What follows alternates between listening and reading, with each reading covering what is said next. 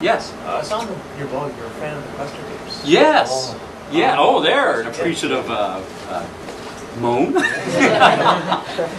Yes. I think there's a good chance it'll get remade and. You know, Ron Howard gets to make what he wants to make, right? It's Ron Howard and Brian Grazer, and I think there is a good chance. Now the question is there anything left to be done? Because Gene Roddenberry basically took the character of Quester and turned him into Data on Star Trek: The Next Generation, and used a lot of the material that had kind of been planned for Quester.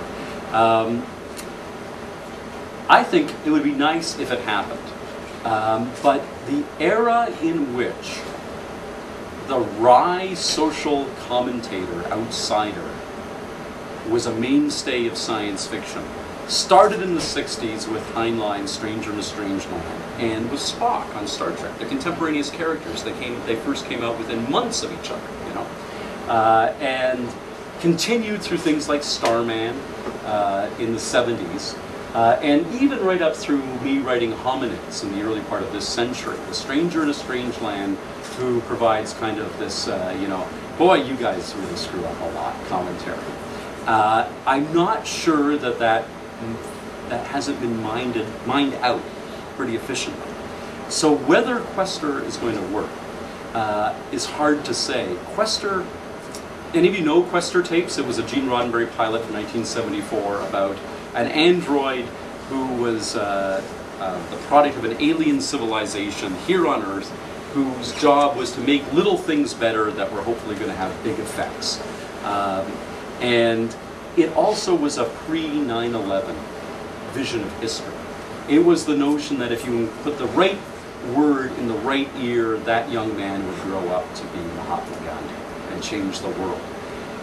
It's going to be very hard to do that show on that kind of gentle basis, that this one guy, this almost Diogenes kind of guy wandering around looking for people to interact with, is going to be the fulcrum of change, and not have it devolve to the avenging android who's going to go after Osama bin Laden with his ilk.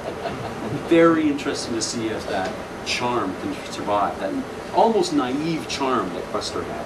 And yet I think it was by far the best, certainly the best pilot that Gene Roddenberry did since the original Cage. It was way better than Next Generation's pilot, or of any of the other pilots that Roddenberry was ever involved with. So I look with interest, but if they end up having to remake it so that there's not much difference between Quester and the Terminator, you know, the T-800, I'm not sure that it will be worth having been remade. We'll see. We'll see. And there's part of me, you know, I make a lot of my money off of people licensing the rights to adapt my work, and Flash Forward is an adaptation of my work. And I just did a big deal this week for another adaptation for Mindscan, and you know, boom, boom, boom. That said, there is a paucity of culture, of originality in our culture, when the biggest shows on TV right now are an adaptation of science fiction, an adaptation of an 11-year-old novel, and a remake of a 20-year-old TV series, Battlestar Galactica, V, following on the heels of the previous biggest show being Battlestar Galactica, a remake of a 20-year-old show, and now we have Caprica, which is the sequel to the remake to the 20-year-old show, or Stargate Universe, which is the sequel to the sequel to the sequel to the theatrical film from 20 years ago. How much do we want our culture to be mashup and remix, and how much do we want exciting new visions? And we're in this place now where everybody is so risk averse that being able to remake something where you think there's an established audience is so much safer than doing something new and exciting, that I hope we don't end up just being the endless remix culture. I hope that, I'm excited, yeah, maybe they'll remake something that I was really fond of, the pilot of Quester tapes. But man, wasn't it so cool when they did the first Matrix film? It was unlike anything anybody had ever seen, you know?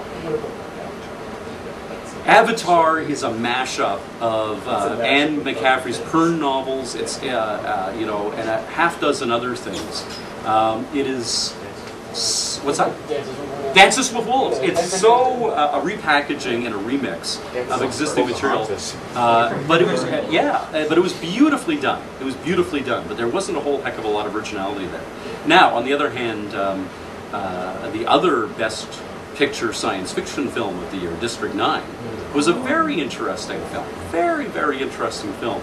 And there's a difference between just endlessly mashing up previous pop culture properties and reflecting on something as big and as earth-shattering as apartheid was, which is what District 9 was. I don't put District 9 in that positive creativity thing for being a rumination on something that, that still needs a lot of truth and reconciliation.